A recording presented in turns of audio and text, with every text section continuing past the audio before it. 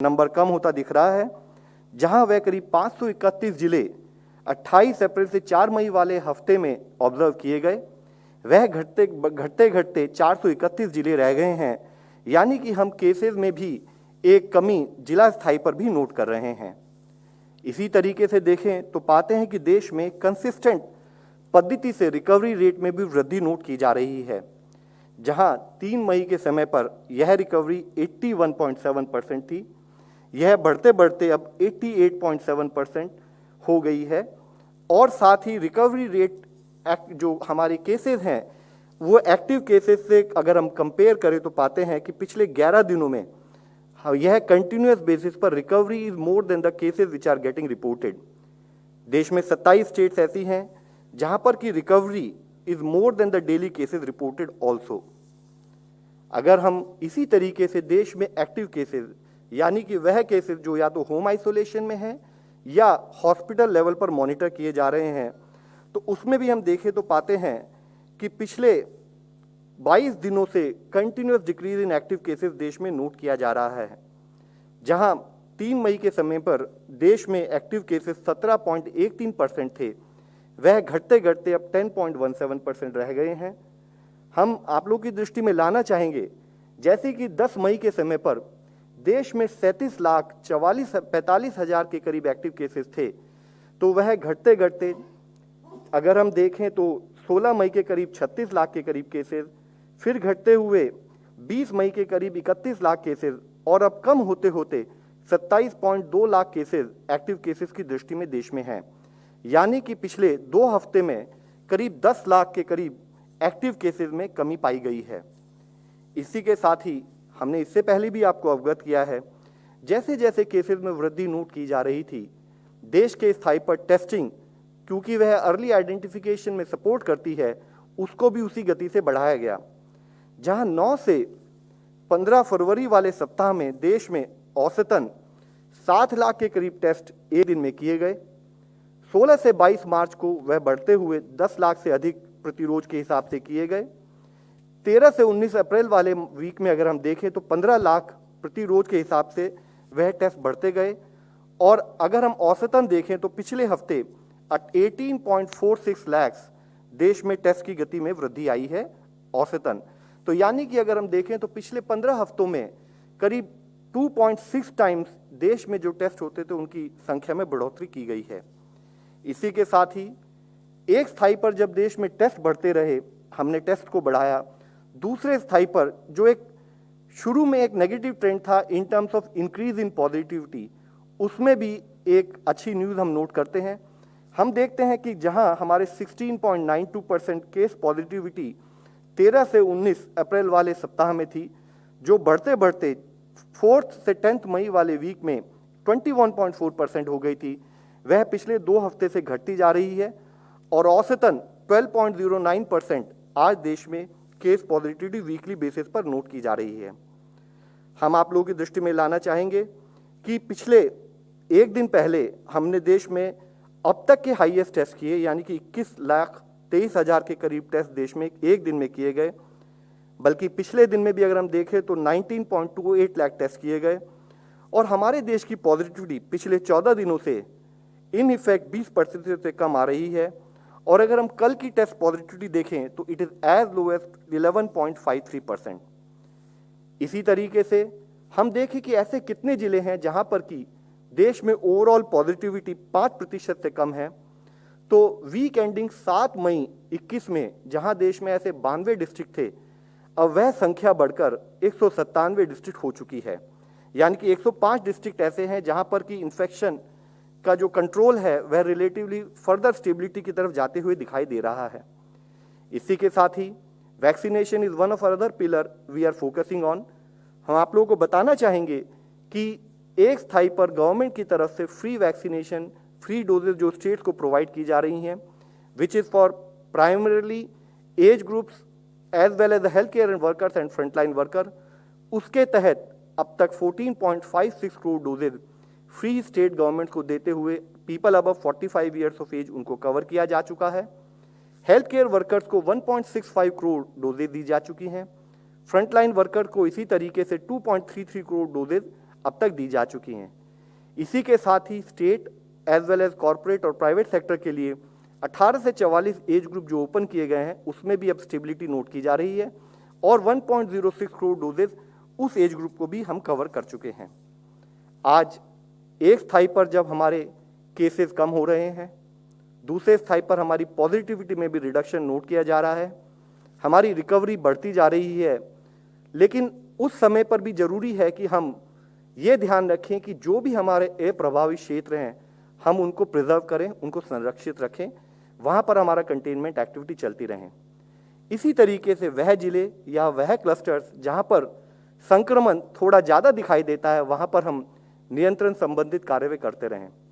माननीय प्रधानमंत्री जी ने काफ़ी स्पेसिफिकली इसको हाईलाइट किया है कि जहाँ एक स्थाई पर वैक्सीनेशन का कार्य देश में किया जा रहा है, कोविड एप्रोप्रिएट बिहेवियर पर भी हमारी उसी मोमेंटम और उसी सुचारू रूप से आवश्यकता के अनुसार हम काम करते रहें। एक और विषय माननीय प्रधानमंत्री जी ने जो हाईलाइट किया था कि अब ग्रामीण प्रांतों में या सेमी अर्बन एरियाज में अगर केसेस पाए जा रहे हैं तो जैसे कि गवर्नमेंट ऑफ इंडिया ने स्टेट गवर्नमेंट को गाइड किया है, उनके साथ परस्पर उसको एक एक्शन प्लान के थ्रू काम कर रही हैं। जरूरी है कि rural areas, peri urban areas और ट्राइबल एरियाज में भी जहां पर कोई भी अगर बीमार होता है वहीं पर हम उसकी उपचार की सुविधा प्राप्त उसको उपलब्ध करा सकें, उसके तहत भी उतना ही कार्य करना हमारे आगे वाले मार्गदर्शक सिद्धांत में आता है। धन्यवाद। डॉक्टर गुलेरिया। थैंक यू, नमस्कार। मैं 3-4 चीज़ों के बारे में बात करना चाहूँगा। सबसे पहले तो फंगल इन्फेक्शन के बारे में कुछ हद तक ये धारणा है कि कई टर्म्स यूज़ किए जाते हैं, black fungus, yellow fungus, white fungus.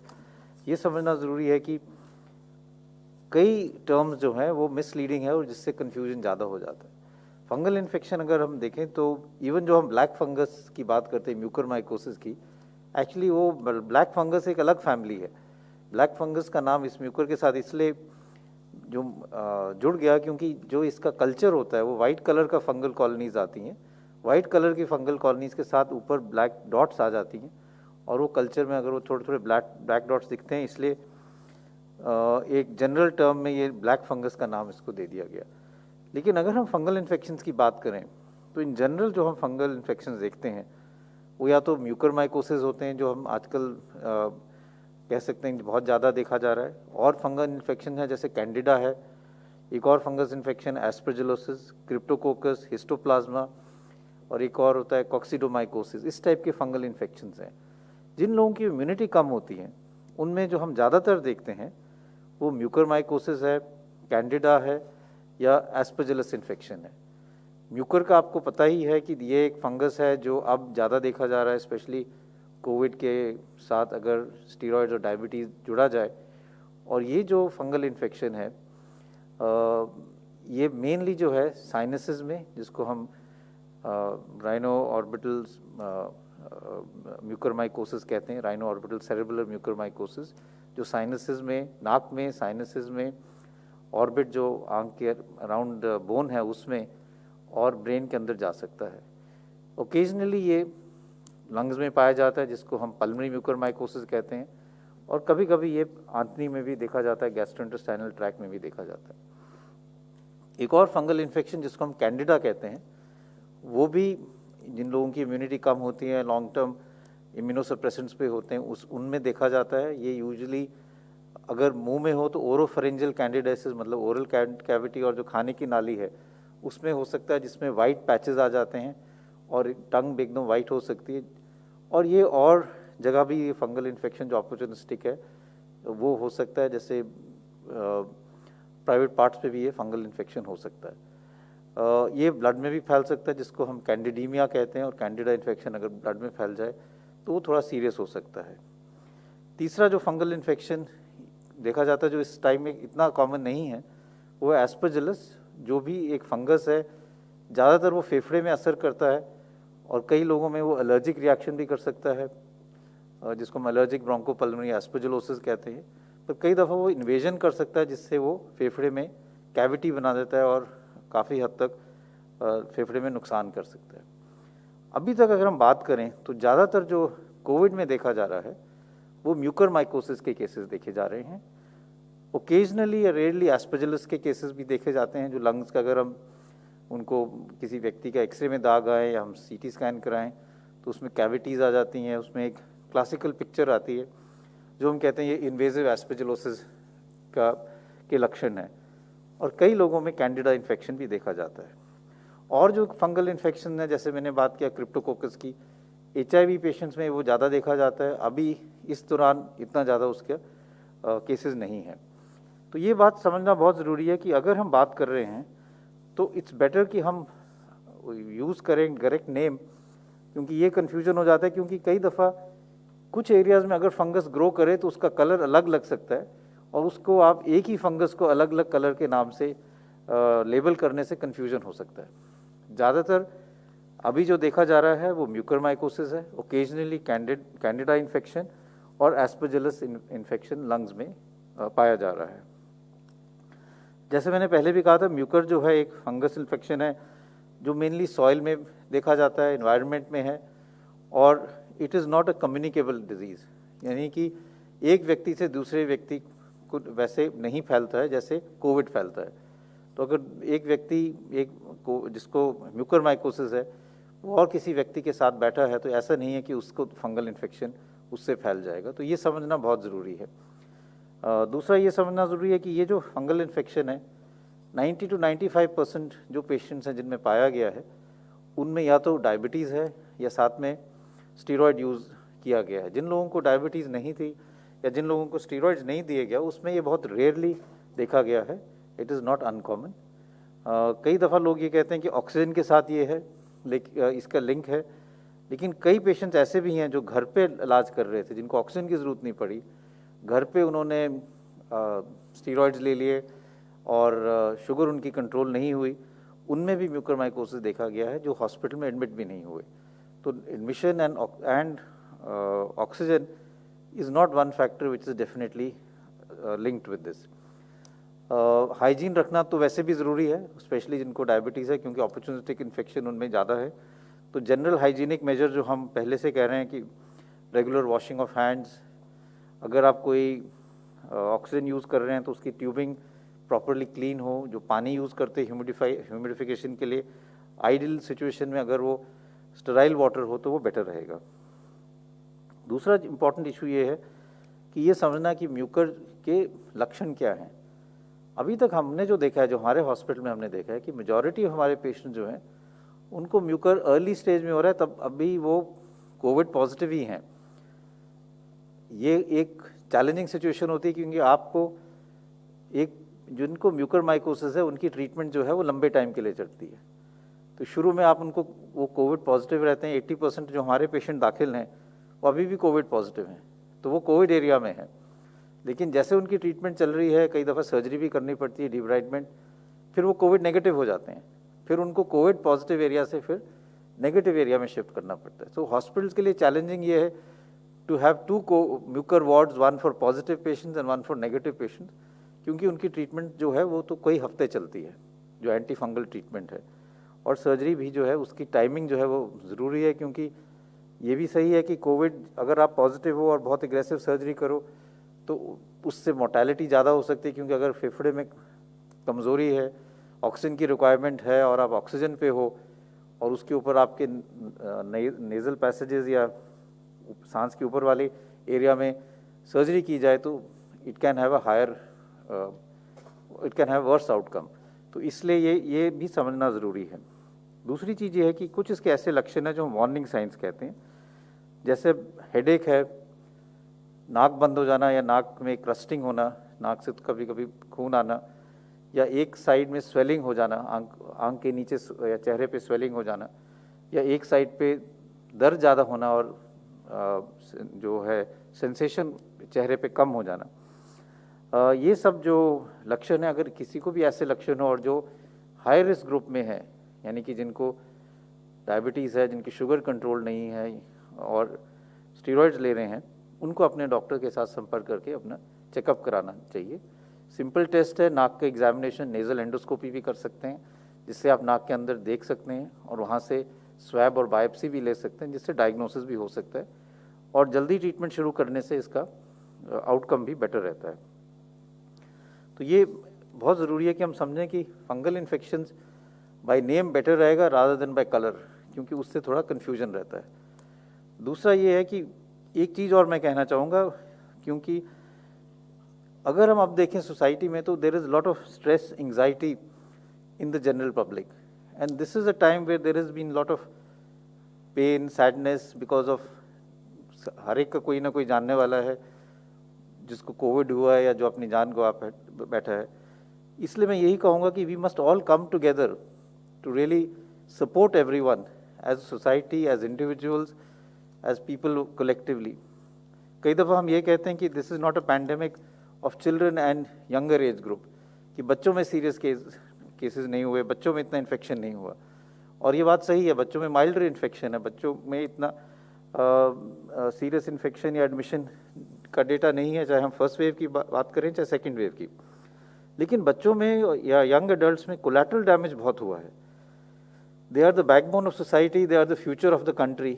लेकिन अगर हम बात करें एजुकेशन की, तो gender gap in education, stress and mental issues in children and adults,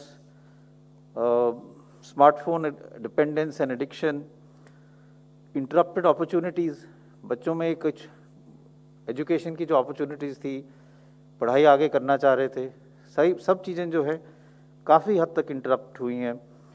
challenges for schooling, specially जो टेक सेवी नहीं है, रूरल इंडिया में लोग हैं, उनकी स्कूलिंग में काफ़ी असर पड़ा है, और न्यूट्रिशनल इश्यूज भी हैं, और विमेन में, यंग गर्ल्स में पोस्ट मेंस्ट्रुअल हाइजीन के इश्यूज भी हैं। तो मैं ये चाहूँगा कि हम सब as society, as parents, as teachers, अगर if all of us can come together and address these issues, look at them as challenges and form help groups, चाहे सोसाइटीज़ में हो, चाहे स्कूल्स में हो, चाहे और ग्रुप्स में हो, that will really help us to develop and support our young children and the other people also. एक चीज़ और मैं कहना चाहूँगा, वो यही है कि जैसे जैसे हमारा रिकवरी रेट इम्प्रूव कर रहा है, लोग रिकवर कर रहे हैं, तो हमने लास्ट टाइम भी यही देखा था कि एक और इशू जो आ जाता है वो है पोस्ट कोविड सीक्वले का, और इस पे अब काफ़ी हद तक डिटेल्स भी आ गई हैं जो हमें पहले नहीं पता था। पहली वेव में हम कई लोग समझ नहीं पाए थे कि कोविड के बाद भी कई लक्षण ऐसे हैं जो रहते हैं, और अब इसके लिए काफ़ी हद तक लोगों ने इसका पीरियड भी डिफ़ाइन किया है कि अगर आपके सिम्टम्स जो हैं वो 4 से 12 हफ्ते रहें तो इसको हम ऑन गोइंग सिम्टोमेटिक कोविड या पोस्ट एक्यूट कोविड सिंड्रोम कहते हैं, और अगर 12 हफ्ते से ज़्यादा रहें तो इसको पोस्ट कोविड सिंड्रोम या लॉन्ग कोविड का नाम दिया गया है। तो ये समझना ज़रूरी है कि कई ऐसे पेशेंट्स हैं जिनको कोविड के बाद भी 12 हफ्ते तक काफ़ी लक्षण रह सकते हैं, और उनको भी ट्रीट करने की ज़रूरत है। उनमें कॉमन सिम्टम्स तो हम यही जानते हैं कि कई लोग हैं जो रिकवर हो जाते हैं, लेकिन कहते हैं कि सांस की तकलीफ़ अभी भी है, लंग फंक्शन उनके नॉर्मल है, लंग की कैपेसिटी भी ठीक आती है, लेकिन वो थोड़ा भी चलते हैं तो उनको लगता है कि खुल के सांस नहीं ले पाते, चेस्ट में टाइटनेस रहती है। कुछ ऐसे पेशेंट्स हैं जिनको खांसी कब रहती है, हफ्तों भर खांसी रहती है कोविड के बाद, और कई छाती में दर्द या घबराहट या कहते हैं पल्स ज़्यादा रहने के लक्षण रहते हैं। ये सब लक्षण जो हैं ये पोस्ट कोविड या कोविड इन्फेक्शन के बाद भी बॉडी का जो इम्यून सिस्टम है या इन्फ्लेमेटरी रिस्पॉन्स है उसके कारण रह सकते हैं। एक कॉमन सिंड्रोम जो है वो भी कॉमन है, जिसको हम कहते हैं क्रॉनिक फटीग सिंड्रोम। ये भी कई लोगों में है, जिसमें थकावट, fatigue, joint pains, body aches, जोड़ों में दर्द होना, जोड़ों में सोजिश लगना, सुबह उठ नहीं पाना या सिर में दर्द रहना, कई हफ्ते ये रह सकता है, जिसके लिए सिम्टोमेटिक ट्रीटमेंट बहुत ज़रूरी है।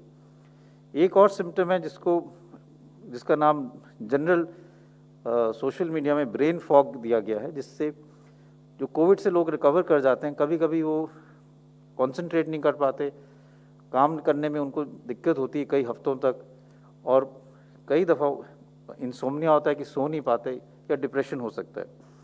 तो ये सारे जो चीज़ें हैं इसके लिए रिहैबिलिटेशन करना ज़रूरी है, और जैसे हमारा रिकवरी रेट ज़्यादा होगा, केसेस ज़्यादा रिकवर करेंगे, तो ये ज़रूरी है कि मेडिकल कम्युनिटी, जैसे हमने लास्ट टाइम किया था, कि multi disciplinary post Covid clinics को डेवलप करें, जहाँ पे रिहैबिलिटेशन हो। एक जो हमने लास्ट टाइम पाया था कि अगर हम लोगों को योगा कराएं तो उससे जनरल फीलिंग ऑफ वेलबींग भी आती है और एक्सरसाइजेज करने से लंग की कैपेसिटी भी बढ़ती है और overall feeling of wellbeing is there. तो मैं यही स्ट्रेस करना चाहूँगा कि जैसे जैसे हमारा रिकवरी रेट बढ़ेगा तो हमारे पोस्ट कोविड के पेशेंट्स भी बढ़ना शुरू होंगे and we should prepare so that we are able to manage them. Finally मैं यही कहना चाहूँगा कि जैसे अभी बताया गया कि रूरल और सेमी अर्बन एरियाज़ में अब केसेस देखे जा रहे हैं और इसलिए ये ज़रूरी है कि वहाँ के लिए प्रॉपर डायग्नोसिस और मैनेजमेंट की गाइडलाइंस बनाए जाएँ, ट्रेनिंग की जाए। इस पे भी काम किया जा रहा है कि सिंड्रोमिक अप्रोच हो, रैपिड एंटीजन टेस्ट के यूज़ हो जो लोग घर पे कर सकें। अगर किसी को भी लक्षण हो जो कोविड के हों गांव में तो उनको एकदम आइसोलेशन का एडवाइस किया जाए।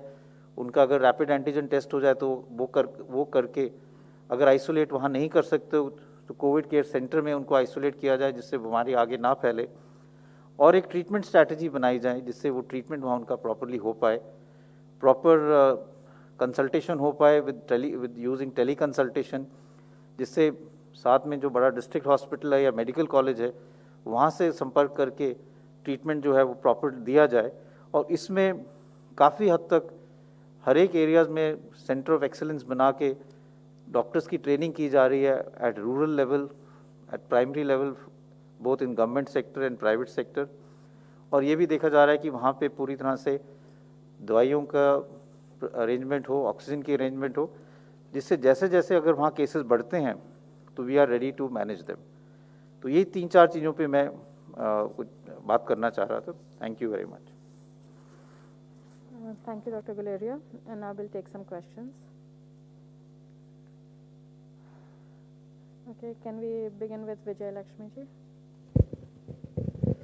सर मैं वॉल स्ट्रीट जर्नल में जो एक रिपोर्ट छपी है उसके बारे में सवाल पूछना चाह रही थी। उसमें कहा गया है कि यूएस इंटेलिजेंस एजेंसीज ने इस ओर इशारा किया है कि 3 रिसर्चर्स वुहान जो वायरोलॉजी इंस्टीट्यूट है वो नवंबर 2019 में कोविड सिम्टम्स के जैसे सिम्टम्स के साथ बीमार हुए थे और उनको हॉस्पिटलाइजेशन की ज़रूरत पड़ी थी। तो अब ये वॉल स्ट्रीट जर्नल इशारा कर रहा है कि वो एक लेबॉरेटरी से एस्केप वायरस हो सकता है। दुनिया में इस बात की मांग उठती रही कि प्रोब होना चाहिए। भारत का इस पर क्या स्टैंड है? देखिए, अभी तक हम लोग जो है कोविड के सेकंड स्टेज वेव से जूझ रहे हैं। जो ये इश्यूज हैं विद रेस्पेक्ट टू कि ये कोविड जो है हम सबकी नॉलेज में है कि वुहान प्रोविंस में सबसे पहले केसेस पाए गए थे at various level, particularly at multi forum level which is WHO। Teams have also gone and visited, उन्होंने अपनी रिपोर्ट्स भी दी हैं। उसके साथ साथ बहुत सारी डिफरेंट रिपोर्ट्स आती रहती हैं। आई थिंक मल्टीलैटरल फोरम में जो डिस्कशन होगा उसके बेसिस पर हम सबको खुद क्लैरिटी आएगी कि हमारा जो बिगर पिक्चर है वो क्या इमर्ज होती है। प्रफुल्ल जी।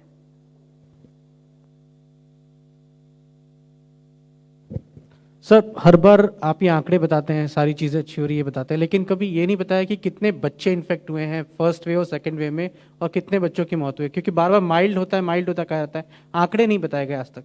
आंकड़े क्या है सर? सर, हम जैसे आप देख रहे हैं कि हम कई बार इंटरप्रिटेशन के आंकड़े जो आपको बताते हैं, कुछ आंकड़े हम आपको एक दिन बताते हैं, दूसरे दिन हम कुछ और आंकड़े बताते हैं। आइडिया ये होता है कि हम ओवरऑल बिगर पिक्चर आपके सामने प्रेजेंट करें। इससे पहले इसी फोरम में बताया गया है कि चाहे वो फर्स्ट वेव रही हो, चाहे वो सेकेंड वेव रही हो, level of infection on different age groups has remained same. यहाँ पर आपको प्रेजेंटेशन के रूप में फिगर्स के साथ ही एक्सप्लेन किया गया था। अगर आप चाहें तो हम दोबारा से वे फिगर्स अपडेटेड फिगर्स के साथ आपके सामने ला सकते हैं। हम आपको फिर से ही बताना चाहेंगे, जैसे कि डायरेक्टर एम्स साहब ने बताया आपको कि ओवरऑल जो इन्फेक्शन है, इन्फेक्शन स्प्रेड का जो पैटर्न पिछली बार था वेव 1 में, वही पैटर्न वेव 2 में भी पाया गया है। साथ ही यह भी पाया गया है कंटिन्यूड बेसिस पर कि जो फेटालिटी है, मॉर्टेलिटी है because of this disease is primarily on 60+ people as well as people जिनको पहले से कोई को एग्जिस्टिंग बीमारियां, जिसको हम कोमॉर्बिडिटी कहते हैं, वह है। और यही कारण था कि अगर आप देखें जो हमारी वैक्सीनेशन गाइडलाइन में हमने उसको प्रायोरिटी एज ग्रुप के रूप में लिया है। इसी में एक चीज़ मैं ऐड करना चाहूँगा कि हमने अपने हॉस्पिटल में भी हम रेगुलरली डेथ ऑडिट करते हैं कि डेथ्स जो हुए हैं, और हमने जो हमारे अभी पिछले 1-1.5 महीने में जो डेथ्स हुए हैं उनके ऑडिटिंग की है और वी कंपेयर्ड इट कि जो फर्स्ट वेव में डेथ्स थी उसमें और इसमें क्या फ़र्क था। Age group wise and comorbidity wise it was almost similar, यानी कि जो डेथ्स हुई हैं वो हायर एज ग्रुप में ही हुई है इस वेव में भी, और जिनको कोमॉर्बिडिटीज़ थी 1 या मोर कोमॉर्बिडिटीज़ थी। तो इसलिए अगर हम पूरा डेटा देखें, ये तो हमारे हॉस्पिटल का ही डेटा है, but it reflects the fact कि हमने मोर्टेलिटी में एज ग्रुप वाइज या कोमॉर्बिडिटी वाइज फर्स्ट वेव और सेकेंड वेव में कोई ज़्यादा फर्क नहीं पाया। संजय जी। सर, संजय शर्मा आज तक से। मेरा सवाल ये है कि अभी बहुत दिनों से कहा जा रहा है कि थर्ड वेव में बच्चे ज़्यादा प्रभावित होंगे उससे, लेकिन अभी पेडियाट्रिक्स एसोसिएशन ने ये कहा है कि ये बिल्कुल भी तथ्यों पर आधारित नहीं है और बच्चों को इससे कोई खतरा नहीं होना चाहिए, इसलिए लोग पैनिक ना करें। तो अगर हम डेटा देखें फर्स्ट वेव का, सेकेंड वेव का, तो डेटा बहुत सिमिलर है और ये यही दर्शाता है कि जो बच्चे हैं वो प्रोटेक्टेड रहते हैं, उनको कम इन्फेक्शन होता है और अगर इन्फेक्शन भी होता है तो बहुत माइल्ड रहता है। और ये वायरस तो वही है, वायरस तो चेंज नहीं हुआ है, तो इसलिए ऐसा कोई लक्षण, ऐसा कोई इंडिकेशन नहीं है कि जो थर्ड वेव है उसमें बच्चों में ज़्यादा होगा। और ये इसलिए, जिसका एक हाइपोथेसिस वो ये है कि जो वायरस है वो एस रिसेप्टर्स के साथ बॉडी के अंदर एंटर करता है और बच्चों में ये रिसेप्टर्स रिलेटिवली कम हैं एज़ कम्पेयर टू अडल्ट्स। ये एक हाइपोथेसिस है कि बच्चों में क्यों कम देखा जाता है, लेकिन अभी तक जो डेटा है दोनों वेव्स का, उसमें बच्चों में ये कम पाया गया है, इसलिए ऐसा नहीं लगता कि बच्चों में आगे जाके पाया जाएगा, आगे सीवियर इन्फेक्शन होगा या ज़्यादा इन्फेक्शन होगा। जिन लोगों ने इस थ्योरी को आगे बढ़ाया है वो, उनका ये कहना है क्योंकि बच्चों में अभी तक हुआ नहीं है इन्फेक्शन, वो प्रोटेक्टेड हैं, इसलिए अगले वेव में शायद उनको ज़्यादा इन्फेक्शन हो सकता है प्रोपोर्शनली, लेकिन इसमें कोई अभी तक एविडेंस नहीं है कि बच्चों में सीवियर इन्फेक्शन होगा या उनको ज़्यादा केसेस उसके आगे वाले वेव में पाए जाएंगे।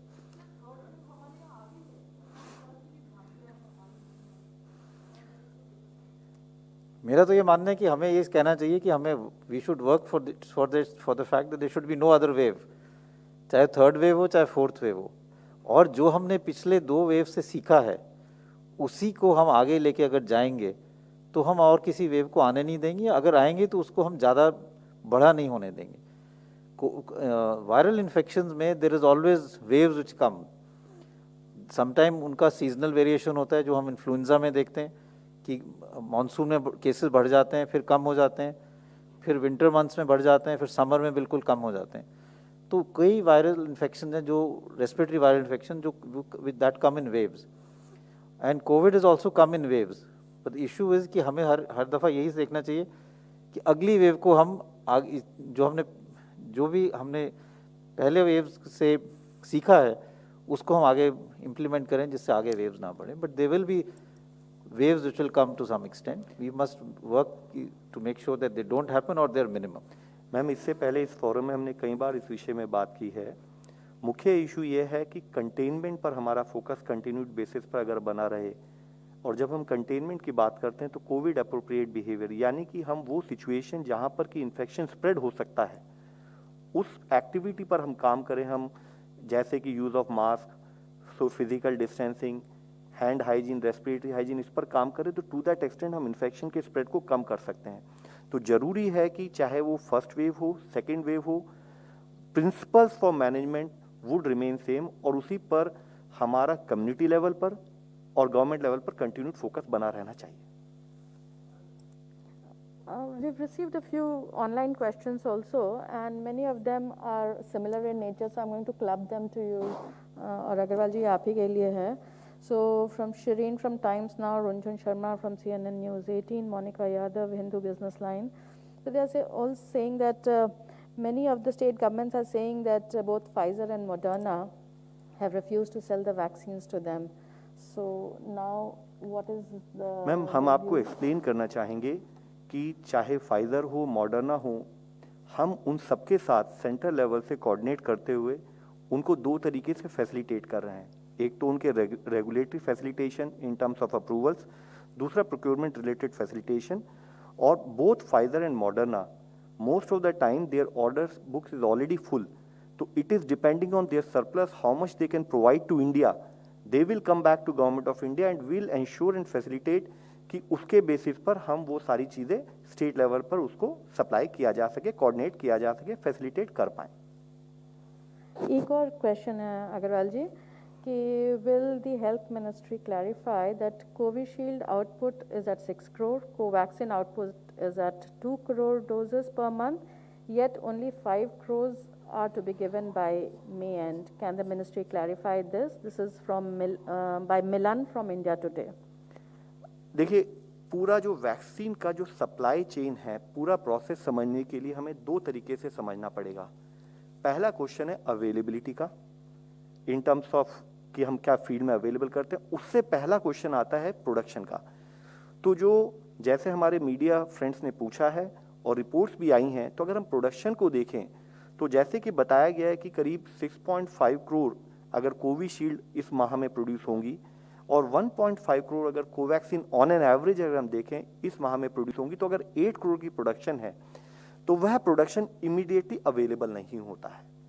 There are processes involved in ensuring its availability. मैं आप लोगों को बताना चाहूँगा जैसे कि प्रोडक्शन के तुरंत बाद स्टेबिलिटी और स्टेरिलिटी स्टडीज़ की जाती हैं फैक्ट्री प्रेमिसेस में, जिसमें करीब 1 हफ्ते के करीब लगता है। इसी तरीके से उसके बाद वह बैचेज में आती हैं और बैचेज में आने के बाद उसको सीडीएल कसौली में टेस्टिंग के लिए भेजा जाता है, जहाँ पर करीब 1 दिन लगता है। उसके बाद से वह सारी पर्टिकुलर जो वैक्सीन हैं इन टर्न पूरे कंट्री में अक्रॉस वो सप्लाई चेन के थ्रू जाती हैं। तो इसमें जो हमें ये समझना है कि इमीडिएटली जो आज प्रोड्यूस हुई है वो उसको अवेलेबल होने में 7, 8 या 9 दिन लगते हैं। That is first point. Second point हमें जो समझने की जरूरत है कि उसके बाद भी जरूरी है कि हम फोकस ये करें कि हमारा लॉजिस्टिक्स मैनेजमेंट और इन्वेंट्री मैनेजमेंट बहुत सुदृढ़ हो। एग्जाम्पल के तौर पर हम आपको बताना चाहेंगे कि जैसे गवर्नमेंट ऑफ इंडिया की तरफ से जब हम फ्री वैक्सीनेशन स्टेट को प्रोवाइड करा रहे हैं, फ्री डोजेज जो प्रोवाइड कराते हैं जो 50%, हमने स्टेट्स को बताया है कि हम डे ऑन डे बेसिस पर किस पर्टिकुलर स्टेट में कितनी सप्लाईज देंगे, ताकि उसके बेसिस पर स्टेट लेवल पर, फील्ड लेवल पर वैक्सीनेशन साइट्स कौन कौन सी चलेंगी, कितनी अवेलेबिलिटी होगी, वह माइक्रो प्लानिंग स्टेट लेवल पर की जा सके। इसी के साथ ही इसमें लिंक्ड इश्यू होता है कि जैसे बहुत सारी वैक्सीनेशन साइट्स हैं, बहुत सारे कोल्ड चेन पॉइंट हैं, बहुत सारे इंटरमीडिएट स्टोरेज पॉइंट्स होते हैं।